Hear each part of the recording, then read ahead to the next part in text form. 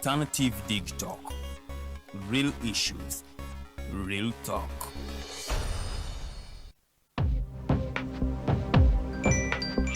Go to the church, though. Tawali man, what's up? Man, can you imagine people just dump everywhere? Someone drinks water and throws the bottle wherever. Come on, Rogers. What else do you expect people to do with an empty bottle? Simanya now, recorder. Do you know that plastics take at least 450 years to decompose? What? That's a long time. Exactly. Because plastics are made out of a lightweight and flexible material that doesn't decompose easily.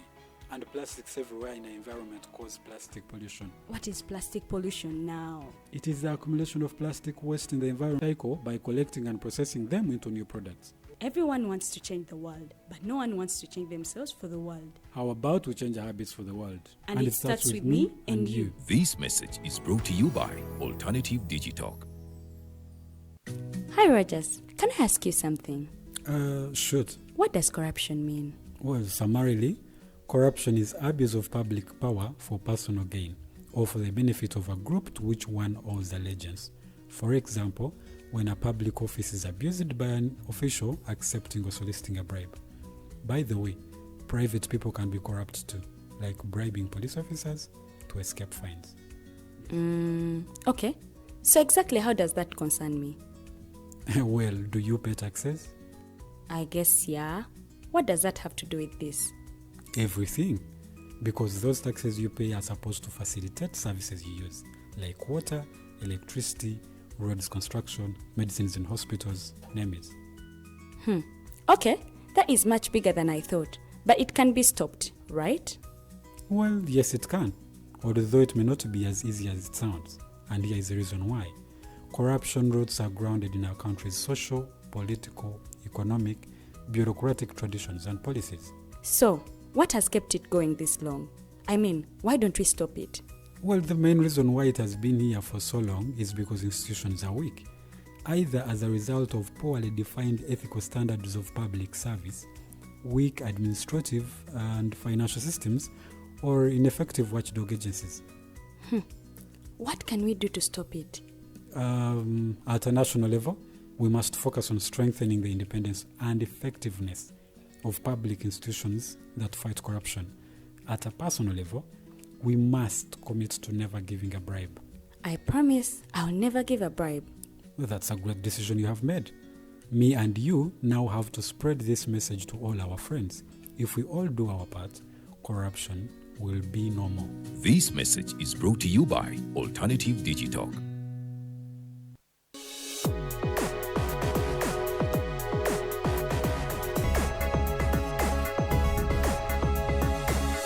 The Alternative Dig Talk. Real issues, real talk.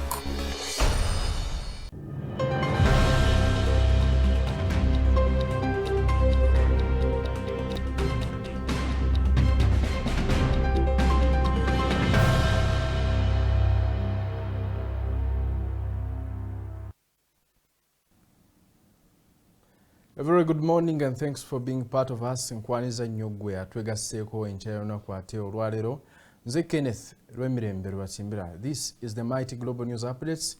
Kabakaseera ka amawulire okwetoolera eggwanga lyattu Uganda n'ebweru waalyo okumanya ebifaayo kabakaseera ka njawulo mutukutegeereza gwe omulabi waffe biki ebigenda mu maaso mu ggwanga osobole okumanya n'okukola okusalawo okutuufu. Amawulire mangi gennyina olunaku olwaleero osaanye obeerewo bw'obanga wakajoyininga platform eno kusaba osubscribinge onjeka subscribe button ate bw'oba onyumirwa emboozi ezizimba eggwanga osharingireko munno naye anyumirwa emboozi ezifaanaganako bwe ziti emboozi ezitagoba likes na views wabula emboozi ezizimba eggwanga lyattu Uganda ffenna tubeere ng'ate tubenefitinga mu ggwanga lyaffe. Amawulire nnyina mangi olunaku olwaleero ebweru w'eggwanga tutegeddeko nti essaawa yonna wandibalukawo olutalo wakati w'eggwanga erya the United States of America n'eggwanga li Venezuela.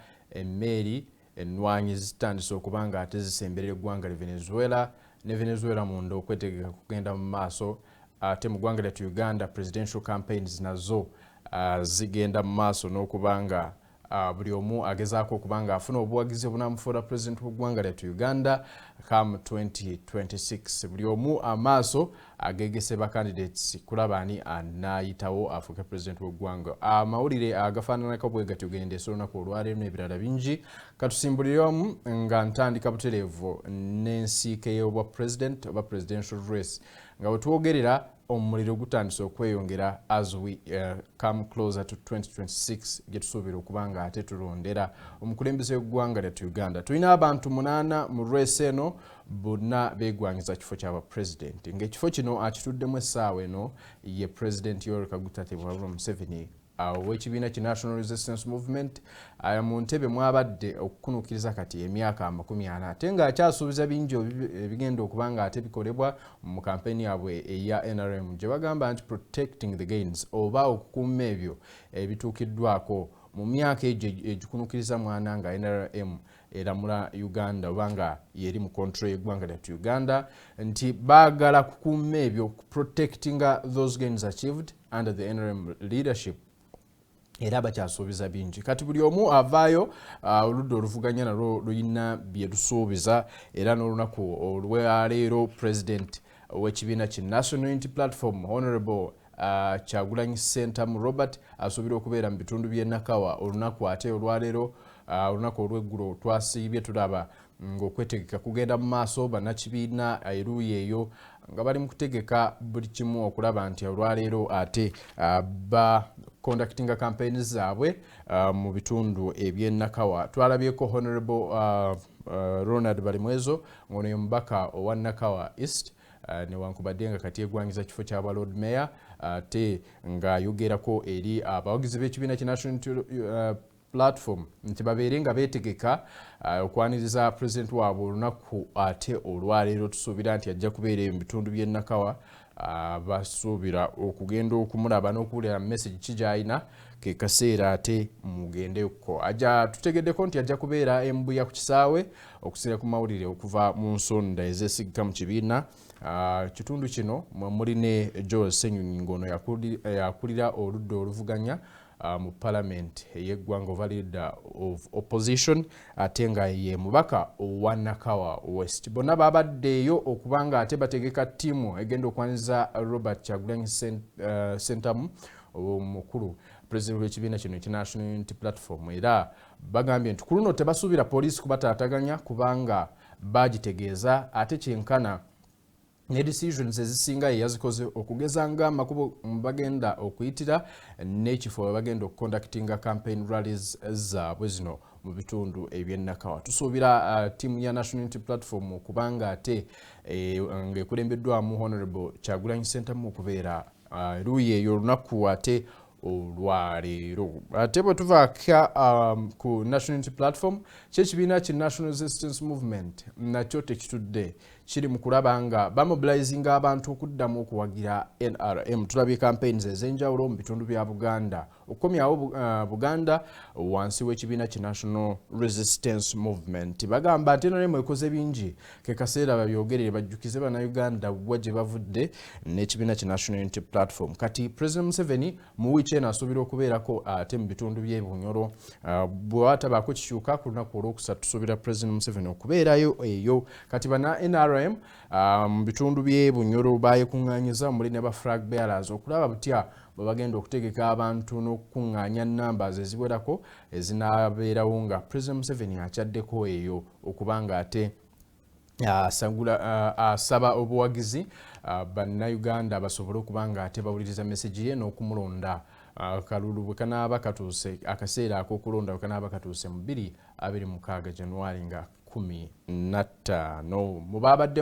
Mwabaddemu ne Ssaabakunzi w'ekibiina kye NRM ng'ono ye Rosemel Seninde yakubiriza bannayuganda okubanga ku luno bawagira ekibiina ki NRM ate n'asinga okusesera ba independents okwewala okubeera mu race eno nti bw'oba weesimbawo mu kibiina kya NRM wabula n'otayitamu leka kulemera mu race nti race girekere abalina flag ya NRM ate babeere nga be bakulembera. NRM ekoze bingi olw'eggwanga lyattu Uganda, ke kaseera ate bannayuganda bagirwadinga bulungi nga teri alemesa. Mu kitundu ky'e Hoima ne Bunyoro bayogeddeko ku achievements ezituukiddwako sofa omuli oil pipeline egenda mu maaso okubanga ate basima amafuta mu bitundu byeyo agasuubirwa okuyambako okwongera enkulaakulana mu bitundu ebyenjawulo mu Hoima ne Uganda yonna okutwaliza awamu. Ne boogerako ku ekisaawe ekyazimbiddwa e Hoima nti ezo zonna achievements ezituukiddwako wansi w'obukulembeze bwa President Yoweri Museveni, nti kale nno ke kaseera bannayuganda ate bajjukire wa gye bavudde ne musajja mukulu w'ekikoofiira nga bwe batera okumuyita abakampu ye eya National Resistance Movement. Ebintu bwe bityo bwe bitambula, President Museveni ate bw'anaaba atuuse eruuyi eyo tujja kubanga ate tukutegeeza ebisingako awo na biki bye tusuubira okubanga ate na biki by'anaaba ayogeddeko. Wabula abantu bamutegezaako ku development baade bategeeza kampu eno ya NRM yatuuseeyo biki bye baagala ku mulundi guno gavumenti ekoleko omuli okwongera ku nguudo n'okuzitereeza ezitali mu mbeera nnungi ate n'okwongera ku ebyo bye beetaaga n'okutereeza ku nsonga ya ekibbattaka ekiri mu bitundu ebyo. Bagamba nti ekibbattaka kyeyongedde mu bitundu byabwe, kale nno basuubira gavumenti okubanga ate ebiyingiramu mangu ddala ebe ng'etereeza ensonga ezifaanaganako bwe zityo beeyongere ate oboolyawo okunyumirwa eggwanga lyattu Uganda. Bwe tuvaako mu mawulire ago, ate bo abasawo ab'ekinansi n'abo bonna abakkiriza mu nzikiriza y'ekinansi bakukkuluma olw'okubanga ate bagamba nti gavumenti ebalowoozezaako nnyo naddala nnyo mu ky'okubanga ate bateekebwa mu Interreligious Council of Uganda, nti enzikiriza ez'enjawulo oba bo ze baayise ez'abagwira nti ziweereddwa nnyo omwagaanya ate okusinga eddiini ey'abannansi oba enzikiriza z'abannansi omuli abasawo ab'ekinansi. Bagambye nti ku luno si baakutuula. Gavumenti bwe neeba tewuliriza nsonga yaabwe nabo ne bagattibwa ku mukago ogwa the Interreligious Council of Uganda ogwatandikibwawo mu mwaka 2001 ng'ekigendererwa kya kugatta awamu enzikiriza ez'enjawulo mu ggwanga lyattu Uganda okuleetawo unity between these religious groups. Ate nti nabo bwe baba tebagattiddwa ku mukago guno bakwekubira enduulu mu kkooti nti kubanga nabo ddiini oba nzikiriza eyeetongodde, kale nno ng'ate yaawano ku butaka basaanye baweebweko omwagaanye nabo babeere mu the Interreligious Council of Uganda. Bagamba nti gavumenti erowoozeza nnyo ku ddiini zino ezaava ebweru w'eggwanga ne ziba nga ate z'amaanyi munda mu ggwanga lyattu Uganda ne zibuutikira ate enzikiriza ez'abannansi, nti ekyo balaba nga si kya bwenkanya era nga bali ready okubanga ate beekubira enduulu mu kkooti balabe nga nayo ebiyingira mu singa gavumenti eneebeeruddewo okubaanukula oba n'okubateeka the Interreligious Council of Uganda. Bagamba nti bakyasosolebwa amadiini ag'enjawulo, kale nno ke kaseera bafune ku buweerero oba babeere relieved nabo benjoyinge rights ng'ez'amadiini oba enzikiriza endala zonna mu ggwanga Uganda. Ate yo ekkanisa yavuddeyo nayo ate neesaba abantu okubanga ate babeera peaceful oba bakuuma emirembe mu kalulu ka 2026 ke tugenda mu kutandika ne campaigns ezigenda mu maaso. Basabye abantu babeere nga bakuuma emirembe ate mu message yemu basabye ate ne poliisi oba n'ebitongole ebikuuma ddembe okulaba nga tebiba na kyekubiira mu kutuukiriza emirimu gye byakwasibwa mu butongole oba kukuuma Abannayuganda n'ebintu byabwe n'okukuuma obutebenkevu mu ggwanga. Kino nno kyasinzidde ku mbeera nga bwebadde mu campaigns we tulabye nga poliisi ate efuna obutakkaanya n'ab'ebibiina ebyobufuzi naddala nnyo abali ku ludda olw'opposition ab'enjawulo wano nawali tulaba nga ate ne tiyagaasa avaayo. Kati bannaddiini bano mu lukuŋŋaana lwa Abanazarene family bavuddeyo ate ne bavumirira ebikolwa ebifaanaganako bwe bityo ne basaba ab'ebyokwerinda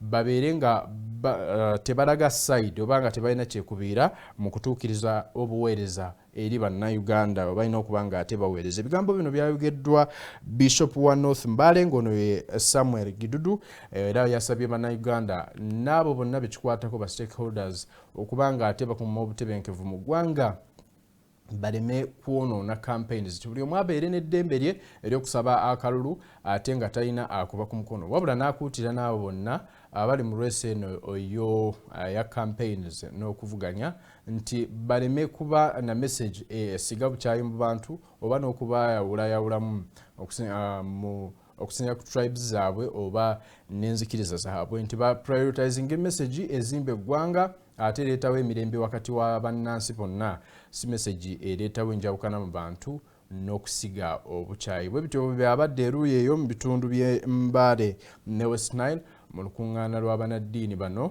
oba Nazarene family nga basaba emirembe gibukaale mu 2026 general elections okutandika kati we tuli mu campaigns nti ebintu bibe nga bitereera naffe we tusinziira okugamba gwe munnayuganda ali eyo nti kuuma emirembe mu campaigns zino ate obe nga obulamu bwo n'obwabalala tobuteeka mu matigga kuuma emirembe mu buli kyokola goberera amateeka nga bwe galambikibwa mu butuufu bwago. Bwe tugendako ebweru w'eggwanga eggwanga li Venezuela nga bwe nkutegeezaako mu kutandika embeera yeeyongera onooneka buli lukya tutegeddeko nti eggwanga li Venezuela limaze okuba nga ate lirayiza abajaasi abali mu 15,600 nga beeteeketeekera olutalo olubindabinda almost essaawa yonna bangi basuubira nti lwandibalukawo wakati w'eggwanga erya the United States of America n'eggwanga li Venezuela.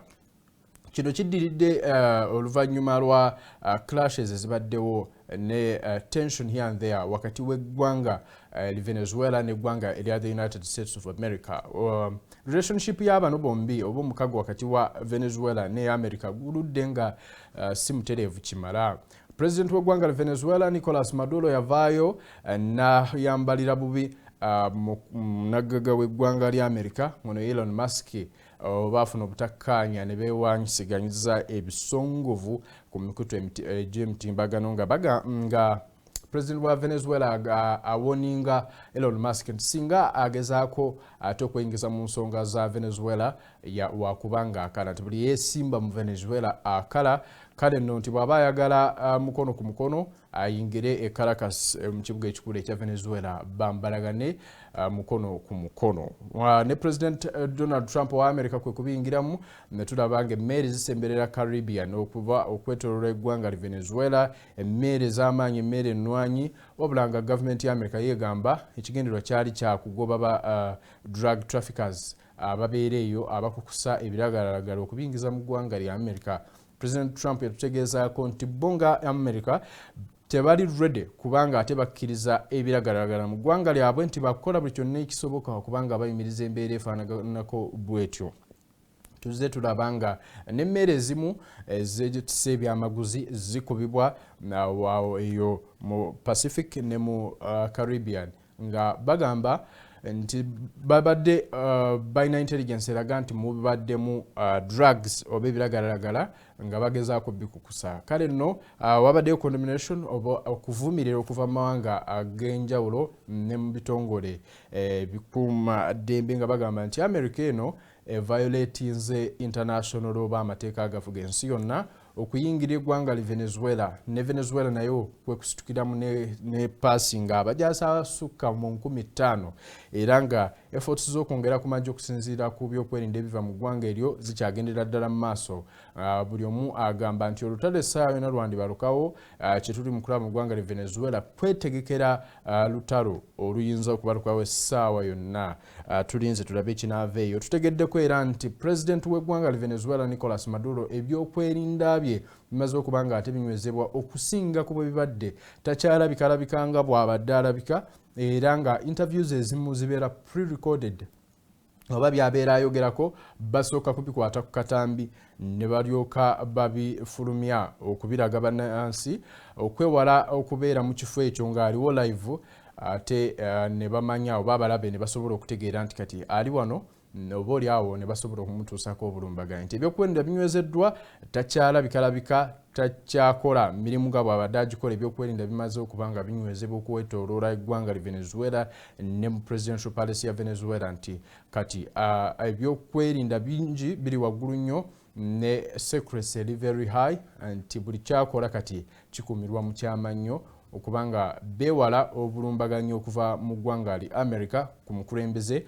oba n'abo bonna be bayita ba enemies ba Venezuela. The Mighty Global News Updates yo ebeetuuse entandikwa y'enkomerero yaayo wabula nkomawo wano okubanga ate tutambula mu mboozi zaffe endala n'okutegeera biki ebigenda mu maaso. Olunaku olwaleero tutunuulira campaigns nga bwe zibadde mu ggwanga lyattu Uganda nga bwe zikyali nga bwe tugenda mu maaso n'okwetegekera akalulu ka 2026.